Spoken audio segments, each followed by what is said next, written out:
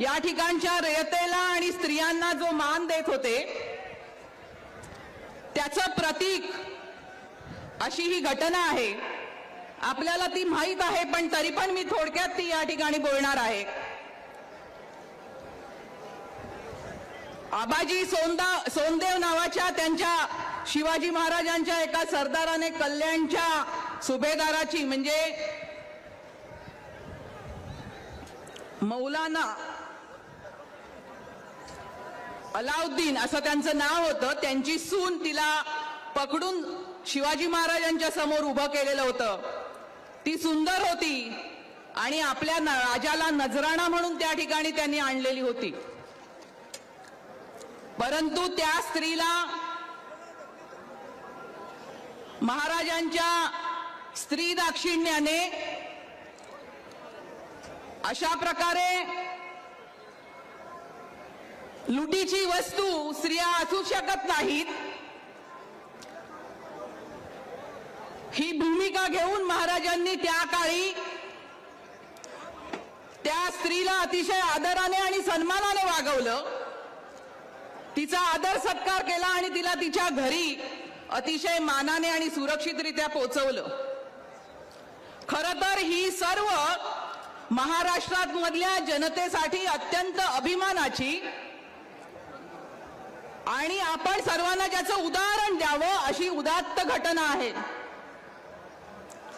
मी या ठिकाणी पुढे जाऊन हे सांगणार आहे की ही जी एवढी उदात्त घटना आपल्या राजाच्या उदात्त आचरणाची जे प्रतीक असलेली ही जी घटना आहे, या घटनेचं विश्लेषण संघ परिवाराचे एक आदर्श ज्यांना स्वातंत्र्यवीर म्हटलं जातं वी दा सावरकर, विनायक दामोदर सावरकर यांनी 6 सोनेरी पानं या आपल्या पुस्तकामध्ये केलेला आहे। आणि या घटनेचा उल्लेख करून ते असं म्हणतात की मुसलमानांच्या ज्या स्त्रिया आहेत त्या शत्रूच्या स्त्रिया आहेत आणि शत्रूच्या स्त्रियांवरती बलात्कार करणं हे राजकीय कर्तव्य असतं। जर का हे होत नसेल, जर का शिवाजी महाराजांनी हे केलं नसेल तर त्याचं कारण ही सद्गुण विकृती आहे। बंधूंनो, लक्षात घ्या की हे जे 6 सोनेरी पानं नावाचं पुस्तक आहे त्याच्यामध्ये जे सावरकरांनी लिहिलेलं आहे हे सर्व आज संघ परिवार या देशामध्ये, ह्या देशामधला बंधुभाव तोडण्यासाठी, हिंदू मुसलमानांमध्ये झगडे लावण्यासाठी आज हे वापरतो आहे। या 6 सोनेरी पानांमध्ये त्यांनी बुद्ध धर्माने या देशामधलं क्षात्र तेज नष्ट केलं आणि म्हणून पुष्यमित्र शुंगाने जे काही केलं, या ठिकाणी बृहद्रथाचा जो काही खून केला ते राष्ट्र प्रेमासाठी अतिशय योग्य गोष्ट होती असंही त्या ठिकाणी मांडलेलं आहे। लक्षात घ्या की जी आपल्याला जो आपल्याला सद्गुण वाटतो तो ह्या संस्कृतीला विकृती वाटते, ते त्याला सद्गुण विकृती म्हणतात। मनुवाद्यांची संस्कृती ही आपली संस्कृती नव्हे आणि आपण बघतो आज या ठिकाणी की या मनुस्मृतीच्या विरोधामध्ये एक वैचारिक लढाई घेऊन आज वंचित बहुजन आघाडी महाराष्ट्राच्या राजकारणामध्ये, महाराष्ट्राच्या कोपऱ्यामध्ये इकडच्या जनतेला आणि आपल्या कार्यकर्त्यांना जागृत करत हिंडते आहे। आपण बघतो आहोत की गेले अनेक दिवस येणाऱ्या लोकसभेचे आपल्याला वेध लागलेले आहेत आणि जणू काही या निवडणुकीच्या सभा आहेत अशा पद्धतीने आपण या सगळ्याकडे अतिशय झपाटल्यासारखे ओढले गेलेलो आहोत आणि आपली संख्या या ठिकाणी दिसते आहे की आपल्याला किती आकर्षण या संपूर्ण राजकारणाचं जे काही या मनुस्मृतीच्या विरोधामध्ये आपण उभं केलेलं आहे त्याचं आहे। परंतु लक्षात घ्या, ही फक्त निवडणुकीतली लढाई नाही आहे, ही एक वैचारिक लढाई आहे, ही एक सांस्कृतिक लढाई आहे आणि या देशामधली जी बहुजन संस्कृती आहे तिच्या विरोधामधली ब्राह्मणी मनुवादांची जी संस्कृती आहे तिच्या विरुद्धची ही लढाई आहे। आणि म्हणून आपण पाहिलं की ह्या 6 सोनेरी पानांच्या पावलावर पाऊल ठेवून गुजरातमध्ये ज्यांनी तिकडच्या स्त्रियांवरती, आमच्या मुस्लिम बहिणींवरती सामूहिक बलात्कार केले 1994 साली, 2006 साली, आणि मग नंतर आज दिल्लीच्या गादीवर बसून देखील या देशामध्ये मुस्लिम स्त्रियांच्या आणि मुस्लिम समाजाच्या विरोधामध्ये एक द्वेषभावना आणि संपूर्ण रक्तपाताचं राजकारण खेळवण्याचा जे प्रयत्न करत आहेत, तेच लोक लोकसभेमध्ये तलाक विरोधीचा कायदा पास करताना जणू काही आम्हाला मुस्लिम स्त्रियांचा कळवळा आलेला आहे अशा पद्धतीची भाषणं करत आहेत. आपण ह्यांना ओळखलं पाहिजे. ही संपूर्ण जी काही लढाई आहे, ही लढाई मनुस्मृती विरुद्ध संविधान. कालच आपण संविधानाचा प्रजासत्ताक दिनाचा 17वा दिन साजरा केला.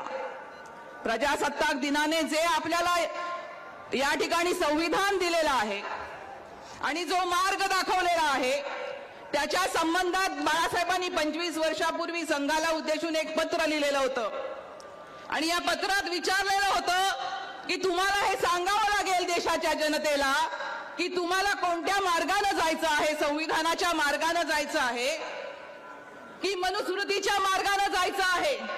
हे दोन मार्ग वेगवेगळे आहेत आणि हे या दोन्ही मार्गांवरती पाय ठेवून आपण वाटचाल करू शकत नाही. एकतर तुम्हाला हे स्वीकारावं लागेल, नाहीतर ते स्वीकारावं लागेल. परंतु आपण बघतो आहोत की एका बाजूला मनुस्मृतीवरती हात आहे, परंतु संविधानाच्या शपथा घेऊन आज ते या देशाचा राज्यकारभार करत आहेत. बंधू भगिनींनो, ही जी लढाई आहे, ही लढाई सोपी नाही आहे. ही केवळ 4 महिन्यापुरतीची लढाई नाही आहे, त्यानंतर येणाऱ्या विधानसभेपुरती फक्त लढाई नाही आहे, तर ही लढाई अतिशय प्रदीर्घ अशी लढाई आहे. आणि हा मनुस्मृती विरुद्धचा जो झगडा आहे त्याच्याबद्दल मी आपल्याला या ठिकाणी 4 महत्वाच्या गोष्टी सांगायला मागते आहे की आज आपण 70 वर्ष जे संविधानाच्या वरती वाटचाल करतो आहोत स्वातंत्र्यानंतरची, त्याच्यानंतर सुद्धा आज आपण बघतो आहोत की या ठिकाणी एक मनुस्मृतीची व्यवस्था कायम आहे. कारण या ठिकाणच्या राज्यकर्त्यांच्या, या ठिकाणच्या राजकीय पक्षांच्या सर्वांच्या डोक्यामध्ये इथली मनुस्मृती फिट्ट बसलेली आहे.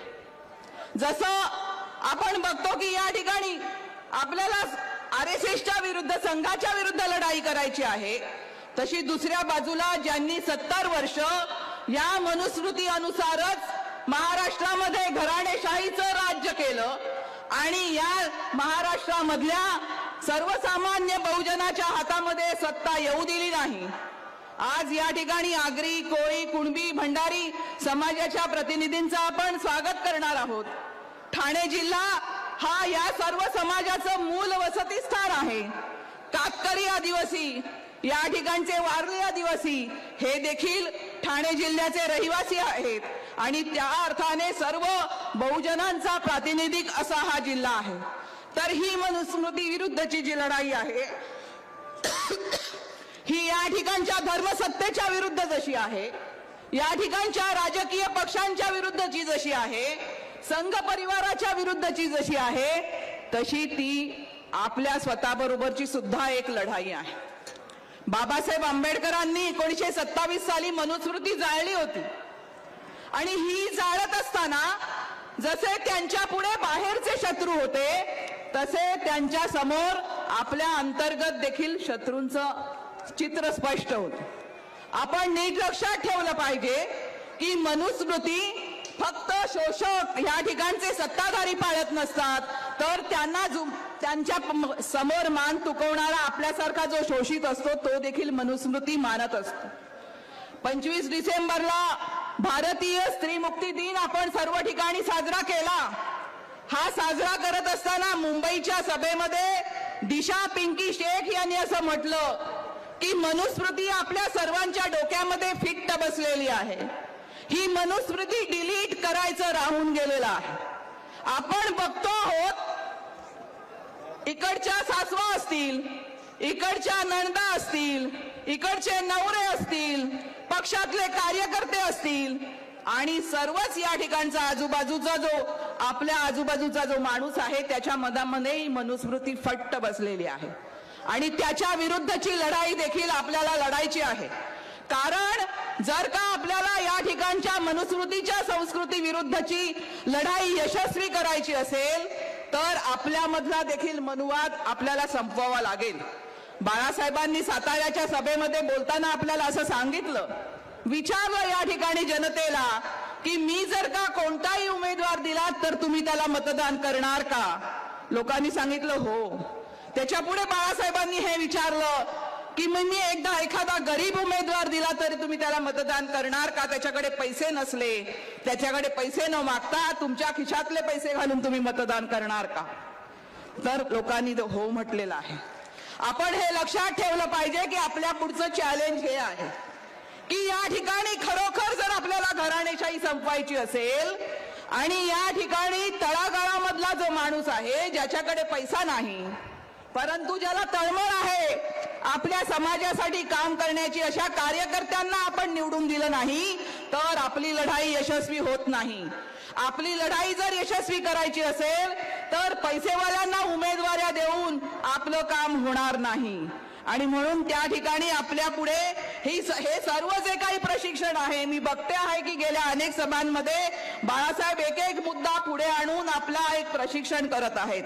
मला असं वाटतं की आपण सर्वांनी शपथ घ्यायला पाहिजे या ठिकाणी की ही जी काही येती निवडणूक आहे, जो काही पैशाचा खेळ, इकडची निवडणूक म्हणजे एक पैशाचा खेळ इकडच्या सर्व प्रस्थापित पक्षांनी करून ठेवलेला आहे, त्याच्या विरुद्धची आपली लढाई, आपल्यासारख्या गरीब पक्षाची लढाई जर का आपल्याला यशस्वी करायची असेल तर आपल्याला गरीब उमेदवार देऊन, आपल्या खिशातले पैसे घालून आणि या ठिकाणच्या दुकानदाऱ्या बंद करून एक स्वायत्त आणि स्वाभिमानी राजकारण आपल्याला उभं करायचं असेल तर आपल्या सर्वांनी शपथ घेतली पाहिजे आणि त्याच्यासाठी आपण रान जंगी पछाडलं पाहिजे. एवढं बोलून मी आपली रजा घेते. जय भीम, जय भारत.